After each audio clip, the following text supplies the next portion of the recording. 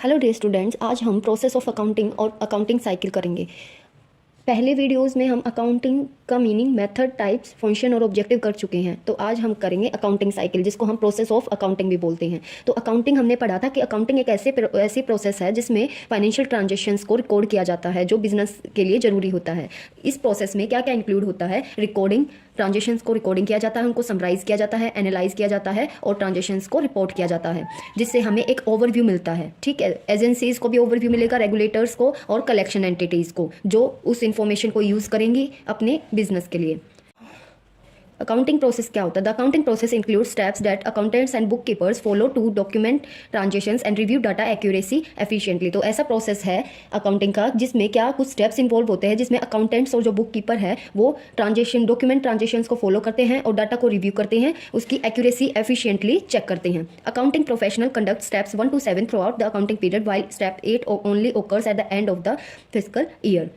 तो 1 से 7 तक जो स्टेप्स हैं वो अकाउंटिंग पीरियड में किए जाते हैं, और जो स्टेप 8 है, जो सबसे लास्ट स्टेप है, वो क्या है? जब हमारा ईयर एंड होता है, अकाउंटिंग ईयर एंड होता है, तब परफॉर्म होता है। ठीक है, तो accounting cycle is also identified as the accounting process. Accounting cycle को हम अकाउंटिंग प्रोसेस भी बोलते हैं, which is a series of procedures in processing, collection and communication of financial information, जिसको हम क्या बोलते हैं? एक ऐसा प्रोसेस जिसमें प्रोसीजर्स होते हैं प्रोसेसिंग करने के, कलेक्शन करने के लिए और फाइनेंशियल इन्फॉर्मेशन को कम्युनिकेट करने के लिए। The cycle doesn't and with the presentation of financial statements and specific steps are needed to be done to prepare the accounting systems for the next process। तो सिर्फ साइकिल फाइनेंशियल स्टेटमेंट्स को present करने पर ही खत्म नहीं होती, कुछ steps हमें फॉलो करने होते हैं अकाउंटिंग सिस्टम को चलाने के लिए। अब आ जाओ steps of accounting cycle. Process में क्या क्या स्टेप्स होंगे? सबसे पहले क्या स्टेप्स हैं? Identify transactions. ट्रांजेक्शंस को आइडेंटिफाई करना मतलब ये डिटरमाइन करना होता है कि वो मॉनेटरी ट्रांजेक्शंस है या नहीं है, जो बिजनेस से रिलेटेड होती हैं। बुक्स ऑफ अकाउंट्स में सिर्फ वही ट्रांजेक्शन रिकॉर्ड की जाएंगी जो बिजनेस से रिलेटेड होगी, और ओनर की ट्रांजेक्शन से क्या होंगी? सेपरेट होगी, जो हम बिजनेस एंटिटी कॉन्सेप्ट में पढ़ के आई हैं। तो first step in the accounting cycle is identifying transactions. तो सबसे पहले स्टेप ये होगा, companies will have many transactions through out the accounting cycle. तो अकाउंटिंग टाइम पीरियड या साइकिल में कंपनीज के पास बहुत सी ट्रांजेक्शंस होती हैं, परचेज से रिलेटेड हो गई, सेल से रिलेटेड हो गई, ये सारी कैपिटल। फिर है each one needs to be properly recorded on the company's books. तो कंपनी बुक में हर एक को अच्छे से रिकॉर्ड करना जरूरी है। Record keeping is essential for recording all types of transaction. जो रिकॉर्ड कीपिंग होता है उसमें हर टाइप की ट्रांजेक्शन को रिकॉर्ड किया जाता है। Many companies will use point of sale technology linked with their books to record sale transactions. कुछ कंपनीज क्या करती है? सेल टेक्नोलॉजी को अपनाती है, जो कि सेल ट्रांजेक्शंस को रिकॉर्ड करता है। Beyond sales there are also expenses that can come in many varieties. तो सेल के अलावा भी क्या है? एक्सपेंसेस होते हैं।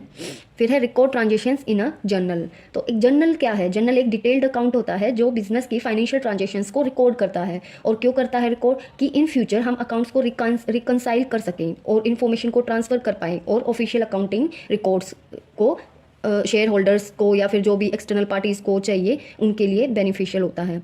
तो जनरल एंट्री करने से पहले ये आइडेंटिफाई करना जरूरी है कि कौन से अकाउंट्स अफेक्ट हो रहे हैं, अकाउंट टाइप क्या है, पर्सनल है, नॉमिनल है या रियल है। फिर हम उसे जर्नल में रिकॉर्ड करेंगे। तो ये सेकंड स्टेप क्या है साइकिल का? Creation of journal entries for each transaction. Journal entries की जाएंगी जिसमें डेबिट और क्रेडिट अकाउंट, दो अकाउंट होंगे, उसको एक को हम डेबिट करेंगे और दूसरे को क्रेडिट करेंगे। ये डबल एंट्री सिस्टम पर बेस्ड है। Point of sale technology can help to combine steps 1 and 2, but companies must also track their expenses. ठीक है, the choice between accrual and cash accounting will dictate when transactions are officially recorded। तो accrual और cash accounting, ये दो types हम पढ़ के आए थे पहले अकाउंटिंग के, तो इनका भी हमें ध्यान रखना है रिकॉर्ड करते वक्त। Keep in mind that accrual accounting requires the matching of revenues with expenses, so both must be booked at the time of sale. तो एक्रूअल अकाउंटिंग में क्या चाहिए होता है कि जो रेवेन्यूज है वो एक्सपेंसेस से मैच करने होने चाहिए सेल के टाइम। और कैश अकाउंटिंग में क्या होता है? Transactions to be recorded when cash is either received और पेड। जब एक्चुअल कैश हमें रिसीव्ड हो जाएगा या हम पे करेंगे तभी उनको रिकॉर्ड किया जाएगा। Double entry bookkeeping calls for recording two entries with each transaction in order to manage a thoroughly developed balance sheet. ठीक है, तो इसी डबल एंट्री सिस्टम पे बेस्ड है बुक कीपिंग, जिसको हम बोल सकते हैं, जिसमें क्या 2 एंट्रीज होंगी, एक डेबिट और एक क्रेडिट होगा, और बैलेंस शीट भी हम डेवलप करेंगे। और बैलेंस शीट, इनकम स्टेटमेंट और कैश फ्लो स्टेटमेंट प्रिपेयर करेंगे जनरल एंट्रीज की बेस पे। फिर हमारा थर्ड स्टेप आता है पोस्टिंग। पोस्टिंग क्या है? पोस्टिंग एक ऐसा प्रोसेस है जिसमें एंट्रीज को books of original entry, means जो हम जर्नल पढ़ के आए हैं उसको बुक्स ऑफ ओरिजिनल एंट्री भी बोल सकते हैं, उससे लेजर में हम पोस्ट कर देंगे एंट्रीज को। Once a transaction is recorded as a journal entry, it should post to an account in the journal ledger. ठीक है, और जर्नल लेजर क्या है? इसमें समराइज्ड इन्फॉर्मेशन होती है। जर्नल लेजर के पास हर एक ट्रांजेक्शन का डिटेल रिकॉर्ड रहता है।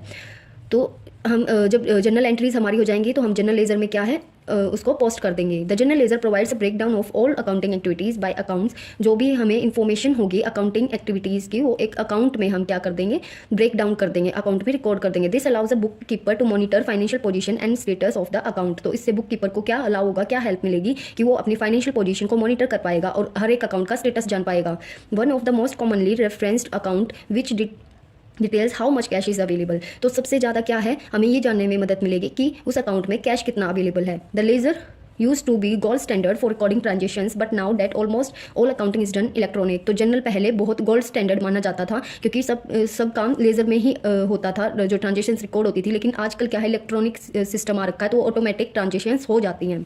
फिर नेक्स्ट स्टेप आता है अनएडजस्टेड ट्रायल बैलेंस। सो ट्रायल बैलेंस क्या है? ट्रायल बैलेंस एक बुक कीपिंग वर्कशीट होती है जिसमें सभी लेजर्स के बैलेंसेस को कंपाइल्ड किया जाता है। ये एक फाइनेंशियल रिपोर्ट है जो सभी अकाउंट्स के क्लोजिंग बैलेंसेस को शो करती है। ठीक है, तो हम ये भी बोल सकते हैं कि ये एक तरह का टेस्ट ही होता है जिसमें ये डिटरमाइन किया जाता है कि डेबिट्स और क्रेडिट्स दोनों बैलेंस में हैं या नहीं है। दोनों साइड क्या होनी चाहिए, बैलेंस में होनी चाहिए।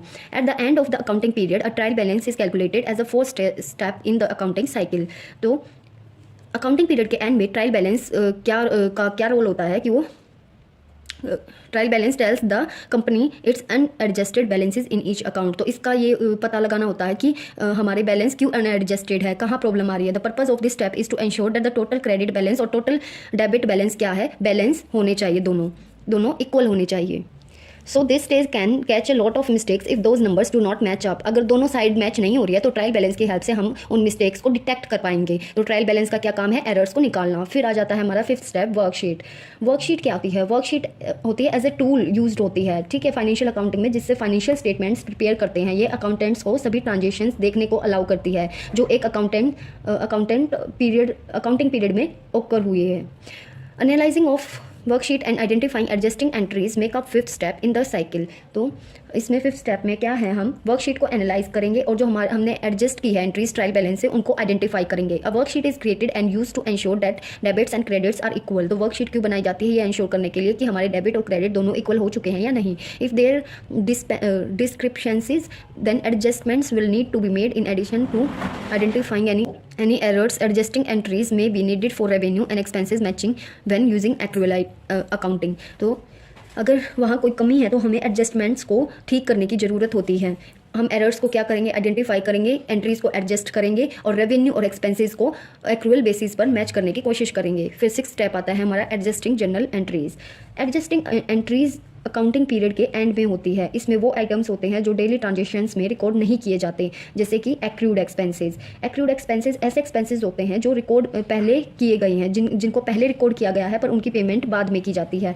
जैसे और क्या होगा, प्रोविजंस। प्रोविज़न क्या होता है, प्रोविज़न एक ऐसा अमाउंट होता है जिसको हम साइड रखते हैं। इन फ्यूचर जो भी एक्सपेक्टेड लॉस होंगे या एक्सपेंसेस होंगे उनको मीट करने के लिए हम प्रोविज़न रखते हैं। और तो क्या है इसमें, in the six step bookkeeper makes adjustments. इसमें बुक कीपर एडजस्टमेंट करेगा। Adjustments are recorded as general entries when necessary. जो भी हमारा बाकी एडजस्टेड करना रहता है उसको जनरल एंट्रीज में रिकॉर्ड किया जाएगा। फिर हमारा सेवन स्टेप आता है financial statements. Financial statements return records होते हैं जो बिजनेस एक्टिविटीज़ और फाइनेंशियल परफॉर्मेंस को कन्वे करती हैं। ये स्टेटमेंट्स फाइनेंशियल ईयर के एंड में फाइनेंशियल परफॉर्मेंस के एक्चुअल व्यू को प्रेजेंट करती है। After the company makes all adjusting entries it then generates its financial statements in the seven step.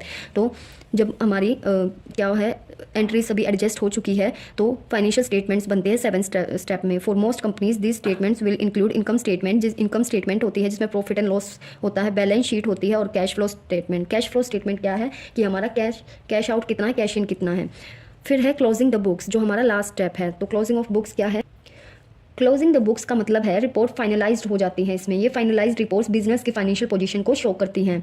Accounting period के एंड में एंट्रीज को क्लोज करना होता है। इसमें टेम्परेरी अकाउंट्स जो कि इनकम स्टेटमेंट में होती हैं उनके डाटा को कहाँ शिफ्ट किया जाता है, परमानेंट अकाउंट में, दैट इज़ बैलेंस शीट में, ठीक है। तो finally a company ends the accounting cycle in the 8th step by closing the books at the end of the day on the specified closing date. तो last step में क्या है, accounts को close कर दिया जाता है अकाउंटिंग साइकिल के स्टेप में, जिसमें सभी बुक्स को क्लोज करेंगे एक स्पेसिफिक क्लोजिंग डेट पर होगा। The closing statements provide a report for analysing the performance over the period. तो क्लोजिंग स्टेटमेंट्स हमें एक रिपोर्ट प्रोवाइड करेगी जिससे हम अपनी एंटिटी या बिजनेस की क्या है परफॉर्मेंस को एनालाइज कर पाएंगे कि जो भी हमारा अकाउंटिंग पीरियड रहा है उसमें हमें प्रॉफिट हुआ है, कितना लॉस हुआ है, हमारे कितने एसेट्स हैं, कितनी लाइबिलिटीज़ हैं।